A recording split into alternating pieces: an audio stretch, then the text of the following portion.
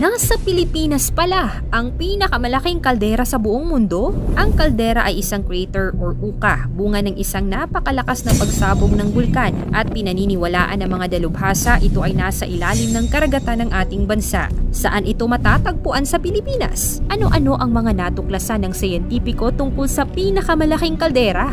Saan-saan pa matatagpuan ang malalaki at makasaysayang kaldera sa ating planeta? Yan ang ating aalamin.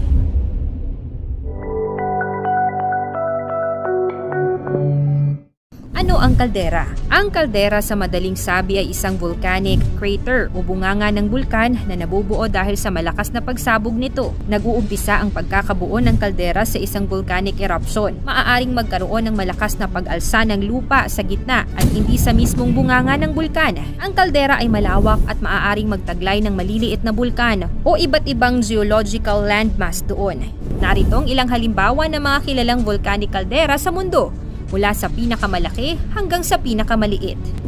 Una, Yellowstone Caldera sa Estados Unidos. Ito ang pinakamalaking volcanic caldera sa mundo noon hanggang sa natuklasan ng Apalaki Caldera noong 2019 na doble ang lapad nito kaysa Yellowstone. Tinatawag ding supervolcano dahil sa malalakas nitong pagsabog. Ang laki nito ay nasa 45 hanggang 70 kilometers at nagtataglay ng iba't ibang geothermal features tulad ng geysers at hot springs. Pangalawa, Toba Caldera sa Indonesia, isang malaking kaldera ng isang supervolcano sa Sumatra, Indonesia. Ang Toba Caldera ay may sukat na 30 to 40 kilometers. Isa itong kilalang kaldera dahil sa malaking pagsabog na nangyari mga 74,000 taon na ang nakararaan. Ayon sa Toba Catastrophe Theory, may global effect sa populasyon ng tao ang pagsabog nito. Ito ang pumatay sa karamihan ng mga tao na nabubuhay noong panahong yon at nagdulot ng isang bottleneck na populasyon sa gitnang silangang Africa at India. Resulta din ng aktibidad ng bulkan maliban sa kaldera ang pagkakabuo ng Lake Toba na pinakamalaking lawa sa Indonesia at pinakamalaking volcanic lake sa buong mundo na may sukat na 100 km at 30 km na lapad o diametro. Pangatlo, La Garita Caldera sa Estados Unidos. Matatagpuan sa Colorado, USA. Ang La Garita Caldera ay may sukat na 35 to 75 kilometers na may parihabang hugis o oblong shape. Isa itong kilalang kaldera sa likod ng mga pagbabago ng klima na nangyari mga 28 million years na ang nakakaraan. Ang pagsabog na bumuo sa La Garita Caldera ang itinuturing na largest known volcanic eruption sa kasaysayan ng planeta. Dahil sa malawakang sukat at pagguho ng bulkan, inabot ng mahigit 30 years para sa mga siyentipiko na lubusang matukoy ang laki ng kaldera. Itinuturing na isang extinct volcano ang La Garita. Pang-apat, Cerro Galán sa Argentina. Ang Cerro Galán ay isang kaldera sa Catamarca, Argentina. Isa ito sa mga pinakamalaking exposed kaldera sa mundo at bahagi ng Central Volcanic Zone ng Andes. Isa sa 3 volcanic belts na matatagpuan sa Timog Amerika. Sa lapad na 26 hanggang 38 km na hugis, elliptical o pabilog, itinuturing ito bilang isang supervolcano. Meron din itong 7 kilometrong lawa na tinatawag nilang Laguna Diamante na may mataas na arsenic content at 5 beses na mas maalat kaysa dagat, kaya naman paborito itong puntahan ng mga flamingo. Panglima, Valles Caldera sa New Mexico. Ang Valles Caldera or Jemez Caldera ay isang 22 kilometrong malawak na volcanic caldera sa mga bundok ng Jemez sa hilagang New Mexico. Mainit na bukal, ilog, fumaroles, natural na gas seeps at volcanic domes ang makikita sa kaldera. Ang pinakamataas na bahagi sa loob ng kaldera ay ang Redondo Peak, isang 3,430 meters na resurgent lava dome na matatagpuan sa loob ng buong kaldera. Kasama rin dito ang Valle Grande na maaaring puntahan gamit ang isang semento na kalsada. Maraming tribong Native American ang madalas na bumibisita sa kaldera para sa pangangaso at para kumuha ng batong nabuo sa mabilis na paglamig ng lava o obsidian na ginagamit para sa pag-ukit at paggawa ng matatalim na dulo ng sibat at pana. Pang-anim, Campi Flegrei Caldera sa Italia. Matatagpuan ang 12 kilometro na lapad na kalderang ito malapit sa Napoli, Italia. Kilala sa mga geothermal vents at aktibo nitong mga bulkan na sumabog ng tinatayang nasa 60 times simula nang mabuo ang Neapolitan Yellow Turf Caldera. 15,600 years na ang nakakaraan. Ang ilalim nito ay nagtataglay ng malakas na heat source at ito ay tinuturing na aktibong volcanic field.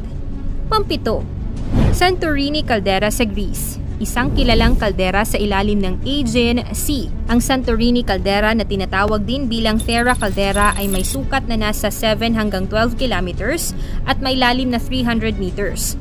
Kilala ito sa kanyang magandang tanawin. Itinalaga ito bilang decade volcano at isa sa mga pinakamalaking kaldera sa Mediterranean Sea.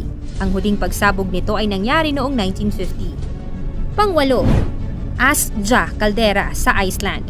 Isang malaking kaldera sa Iceland at ang youngest kaldera sa buong mundo. Matatagpuan ang Askja caldera sa gitna ng Vatnajökull Glacier National Park at may lapad na 8 hanggang 11 kilometers. Kilala ito bilang popular hiking destination at maging bilang isang training ground ng Apollo astronauts dahil sa hindi pangkaraniwan at malabwan nitong landscapes. Matapos ang malakas na pagsabog ng bulkan noong 1875, nabuo dito ang pangalawang pinakamalalim na lawa sa Iceland. Singtaas ng yelo ang lawa sa buong taon.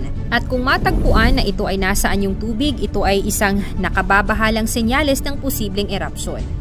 Pang-siyam, Crater Lake Caldera sa Estados Unidos. Matatagpuan sa Oregon, USA. Ang Crater Lake Caldera ay may sukat na 8 to 10 kilometers at lalim na higit 1 kilometro dahil sa pagguho ng Mount Mazama Volcano dahil sa sunod-sunod na malalakas na pagsabog nito, 7,700 years na ang nakakaraan. Kilala ang Crater Lake bilang pinakamalalim na lawa ng US na may kulay asul na tubig. Tinatayang inabot ng 460 years bago napuno ang tubig at naging lawa ang kaldera sa Oregon. Pang-sampu, Krakatau caldera sa Indonesia. Ang Krakatau o kilala rin bilang Krakatau ay isang bulkan na matatagpuan sa Indonesia at isa sa mga kilalang aktibong bulkan sa mundo. Ang bulkan ay nakatanim sa isang kaldera na nasa 6 na kilometro ang lapad. Ang malupit na pagsabog ng Krakatau noong 1883 ay itinuturing na isa sa mga pinakamalalang pagsabog ng bulkan sa kasaysayan, naging sanhi ng pagkakaroon ng malaking tsunami. Ang pagsabog ng Krakatau ay nagresulta sa pagkakabuo ng malalaking kaldera at pagguho ng bahagi ng isla. Sa kasalukuyan, ang kaldera ng Krakatau ay patuloy na aktibo at may mga ulat na mga minor na pagsabog mula noong dekada 1920. Ang kanyang pagsabog noong 2018 ay nagdulot ng panibagong interes sa kalagayan ng bulkan na ito. World's largest caldera. Taong 2019 nang madiskubre ng New Zealand-based marine geophysicist at Filipina scientist na si Jenny Ann Barreto ang pinakamalaking kaldera sa buong mundo. Tinawag niya itong Apu-Laki Caldera, hango sa Philippine God and Sun and War na matatagpuan sa Philippine Rise or Benham Rise. Isang 13 milyong ektaryang underwater plateau o elevated na bahagi ng seabed sa silangang bahagi ng Philippine Sea at kanlurang bahagi ng Luzon, malapit sa baybayin ng Aurora. Ang Apu-Laki Caldera ay may lapad na diametro na 150 kilometers, higit sa 2 beses na mas malaki kumpara sa dating pinakamalaking kaldera ng planeta. Ang Yellowstone Volcano sa Amerika na nasa 60 kilometers lamang ang laki. Ang laki ng ating kaldera ay maikukumpara sa Shield Caldera sa Mars na Olympus Moons na nasa 80 km by 65 km ang laki at lalim. At sa Sacagawea Shield Caldera naman na nasa 150 by 105 km ang kabuuang sukat. Ang underwater volcano na pinagmula ng Apu-Laki Caldera ay hindi aktibo at walang posibleng banta sa paligid nito. Alin sa mga kalderang nabanggit sa videong ito ang pumukaw sa atensyon mo? I-share mo naman sa comment section. Paki-like and share na rin ang ating video. Salamat at God bless!